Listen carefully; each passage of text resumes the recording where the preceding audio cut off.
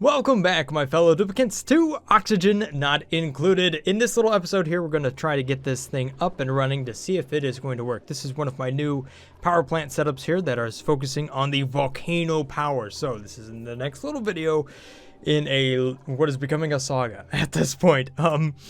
There's been some requests to make some shorter videos that are a little bit more understandable. So that's hopefully what we're going to have here. I have not tested this thing. I want to bring you along for it. Unfortunately, somehow, there's just simply not enough hours in the day, and it is like already midnight. I mean, my day started at 7, went to work, came home. All I did is have some dinner, work on some 3D printer stuff, and next thing you know, it's midnight.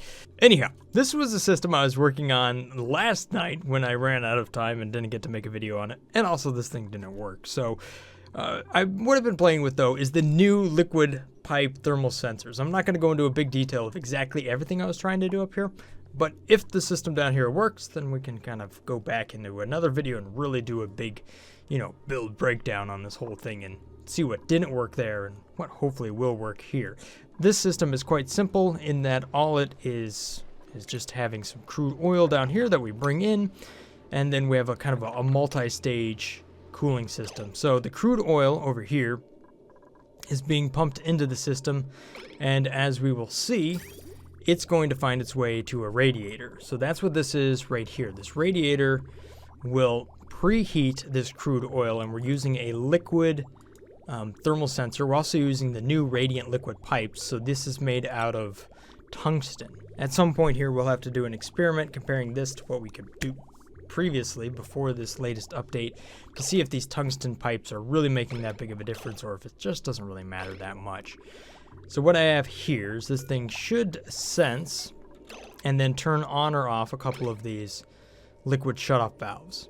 Alright, so as long as these are below 300 degrees Celsius, the liquid will then flow into here, and at this point we will see that this will turn into natural gas down here. There were some comments over there. I don't have the information available currently just yet. However, if I set this to 0, then we can get that going. If we use mesh tiles down here, there's some people doing some tricky stuff saying that this right here actually won't let liquid magma condense into a solid inside of it. So there's some fancy stuff we can do there to make sure that the volcanoes does not interrupt, we don't put too much. This keeps the volcano from backing up. So one of the other things I was using right down here is I was going to use a triple door setup to thermally isolate these two chambers, because there's a good chance we're going to end up with a whole lot of petroleum down here, actually natural gas, and it'll almost be just like a giant, with tons and tons of pressure. It'll be a lot of it. However, unfortunately, that did not work. For whatever reason, when I activated this sequence right here, this automation sequence, it caused my game to crash. And it wasn't doing that before this current preview build, so maybe it'll work in the future again. But for right now, this is what I'm going to have to do. So now we can see we have natural gas. And once this pressure gets above 6 kilograms, it should shut off, isolating these two chambers. And hopefully this little gas region right here will help kind of reduce the thermal conductivity through the whole thing, which it should do. Probably not, but at least there's space for it. You can see I'm already getting natural gas out of this, so that's excellent. You can see the temperature here is quite hot, and as it goes up, we're preheating the crude oil, and we're also cooling down the natural gas. And as long as this temperature here stays below 130 degrees Celsius, then I'm not going to have any problems with these gas pumps, or at least I can open up these doors. Inside of here is a couple different chambers, so I'm going to pump in a lot of polluted water. This polluted water is coming from some chilled natural gas generators, so I have some wheezeworts inside of here that's really cooling this area down, and we'll have to figure out just how many wheezeworts we actually need in here. More or less that polluted water, once this gets above a certain amount, then I'll pump it out. But that liquid is going to be nice and cool. So we're actually using water just to kind of take the temperature off. We also have a pool up here as well. We're not generating steam at all with this system, though. There's no steam. So anything that we tried in like this system here, where we have a a steam unit, and then it condenses it back down. None of that's there. Or this system, or that system. None of that. Right off the bat, we can see a lot of these natural gas generators are running. Now, this crude oil is a little bit too cool. So now that I have some crude oil that's cold in the system, I'm going to go ahead and saturate it with something that's a little bit hotter. There you go. I'm just using good old normal slicksters down here, and actually they are outputting crude oil, which is I think what you're going to want. You could use the magma slicksters that are now available. So if we go over to critters, we can see what those are.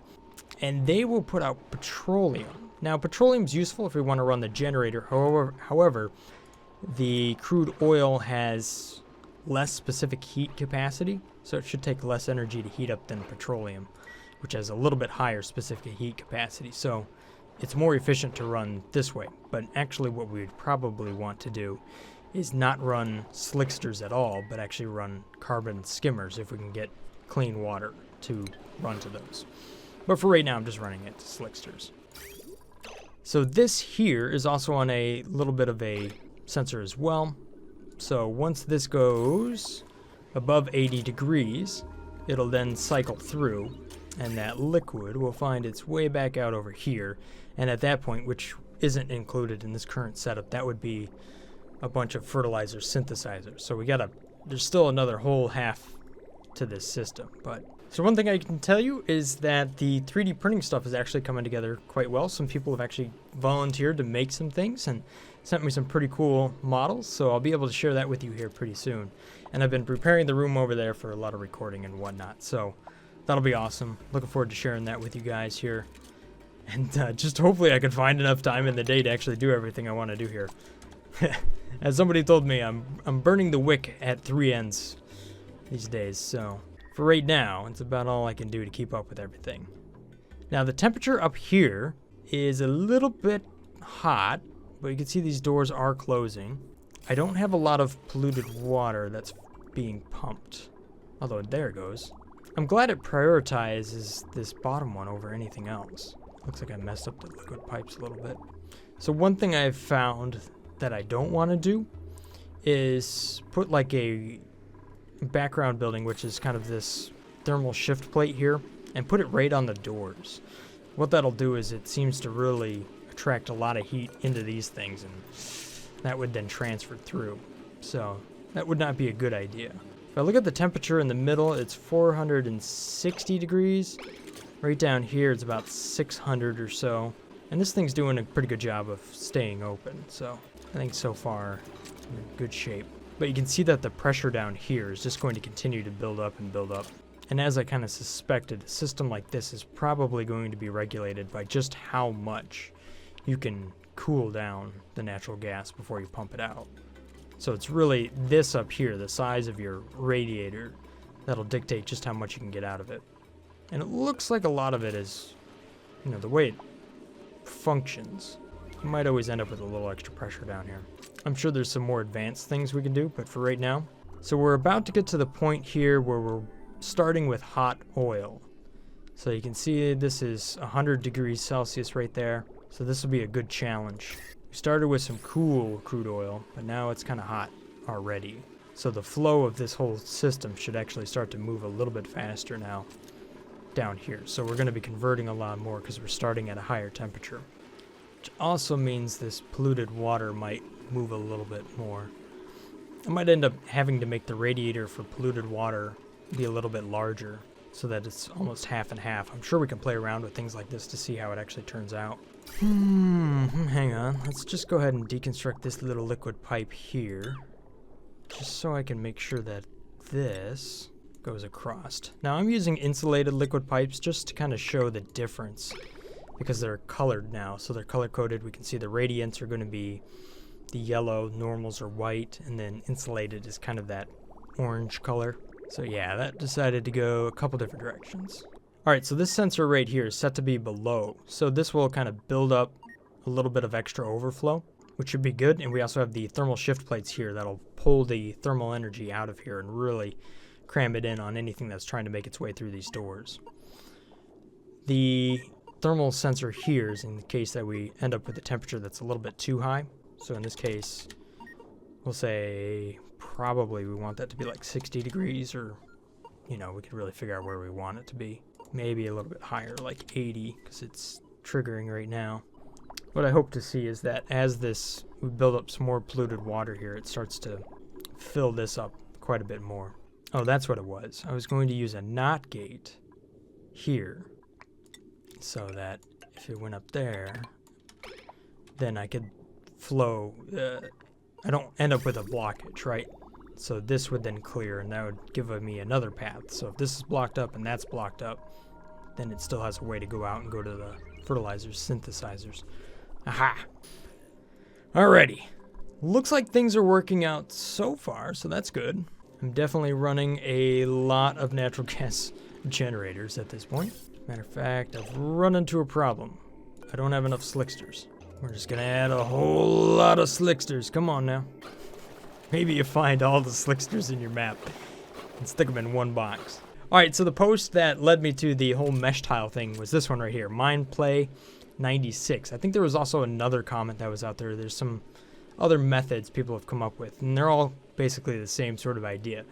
You know, find a tricky way so that it doesn't block up and you still get the little rock left over on top. You can see that up there. So this one right here is kind of interesting because it uses the airflow tiles beneath it, and then looks like the rocks build up on top of it. I'm not sure my setup is really optimal because you can still, you can still see there's a bunch of rock over here on the side, and it doesn't look like the mass is increasing on any of that. Out of curiosity, I'm gonna go ahead and then I'm just gonna add some more magma down here. Not at that temperature. Alright, so there's some more magma, like an eruption just happened. It's not really flowing past it. You can see that there is some rock buildup right there, but I don't know. It's worth messing around. I know that this one doesn't back up though. Alright, so looking at the temperatures, we can see that we're having a fairly consistent flow of liquid moving past these little sensors right there and into the chamber below. The amount of natural gas inside of there continues to increase a lot. But we only have about 7.3 kilograms up here, so that's pretty good. And we can see that the temperature near the top of this continues to operate, it continues to move pretty good. Above that, things are hovering right around 90 degrees. Which makes sense, because that's about 10 degrees more than what the liquid is. So I'm going to go ahead and increase this to 135 and see if I can get these doors to open a little bit more often. Or how about 140? Can we do 140? 140 is a little bit dangerous, but it doesn't look like the natural gas pumps are getting above 100 degrees Celsius, so there's still an extra 25 or so to go. You can also see the temperature that we're maintaining on the natural gas generators over here. It's actually 40, almost 50 degrees Celsius in there. So I could take advantage of an extra wheezewort or two to really cool this down a bit more. Although it might just be a lack of hydrogen. Here, we'll put it on ice. There we go. That was a little bit too cold. Whoops! It'll warm back up. It only went to negative 200 degrees Celsius. I put liquid hydrogen in there. Alright, so I've set the crude oil to be a little bit cooler. It's right around 80 degrees Celsius, which is realistic. And we'll let this run for several cycles now, just to kind of see where we end up. The liquid that is the polluted water should actually be a fair bit cooler because we're trying to cool it down with some wheezeworts. Stop clicking on the wrong thing. Just to balance the system out, I'm going to add one more wheezewort here. Alright, so let's see what this looks like after about 10 cycles.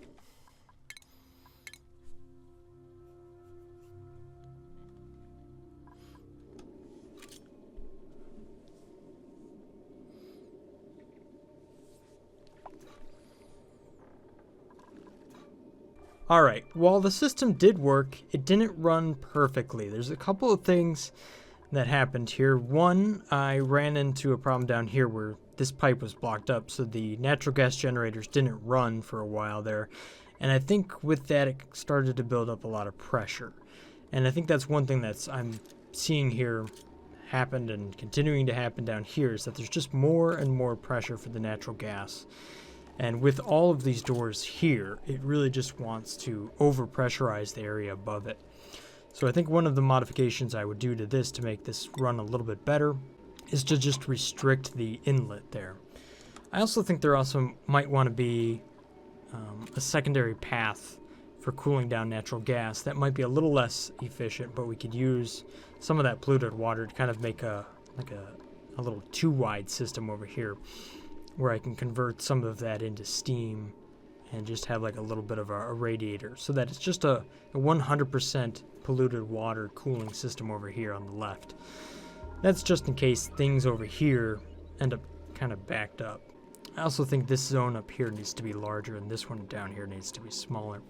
So there's definitely some tweaks that I need to do in order to make this work a little bit better, but let's see if I just change this to 150 real quick.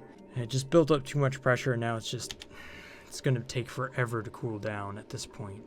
I think this might want to be above 1,000 as well. I set this to 160 and while the temperature is quite hot and I'm getting pretty darn close to melting down my gas pumps, it's certainly moving now.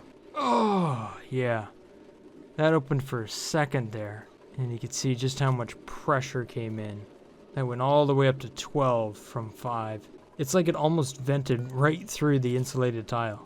Here, we'll double up like this and see how that works. Bring in some vacuum. There we go. Try to lower this pressure. I really just want to get in a couple of good stable cycles. Here's another thing. I'm going to move this sensor right there. Alright, so let's see how this changes everything, huh? Alright, so that time it didn't really overshoot that much. So that little tweak right there, I think, made a pretty good difference. Also looks like we're keeping the natural gas generators pretty much constantly running, so that's good. You can see how much natural gas we have down there in the bottom. 300 kilograms. That's a huge amount. Yeah, see at this point, I'm running them as much as they can operate. And it looks like I solved my overpressure problem, at least for now, until this down here reaches some sort of ridiculous amount. I mean, it looks like it's still going to continue to operate though. And the nice thing about this is since I have such a large amount of natural gas down here, this thing should continue to run and run for quite a while, even if the Volcano isn't operating. The only thing is that we'd end up puddling quite a bit down here. So that's kind of why I would like almost a secondary option that doesn't necessarily include as much or isn't so reliant on preheating the crude oil. So I think there's a couple of tweaks we can make to make this thing a little bit more stable, but for right now, this thing is a lot more simple than any of the systems we've built before, that one or any of the others. So I think it's a step in the right direction. Anyhow, I just wanted to bring you guys along for this little experiment here to see if this system actually works, and it looks like it's definitely running in the, it's definitely working. Yeah, it looks like it's operating nice and stable now. So I'll let this run through cycle 300, and we'll kind of see what numbers we're getting out of it. Alright, so let's see how the system is running. It looks like we're maxed out on natural gas constantly. Down below, again, we have 400 and some kilograms. Lots and lots of natural gas that's continuing to build up down there. However, above it, we get around 6 kilograms up at top, and that seems to be pretty normal.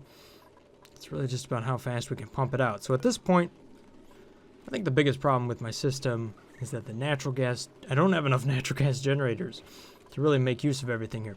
At the same time, though, it seems to be running just fine, and the temperatures on the gas pumps are 96 degrees Celsius. So that's actually pretty good right there. Let's take a look at the reports over the last couple cycles, make sure it's nice and even. We're able to generate 3,840 kilojoules on cycle 262. So 3,800 again, 3,800 again. I bet you we're going to see a lot of that. Yeah, so pretty much those are just running constantly. I'm getting the same number day after day.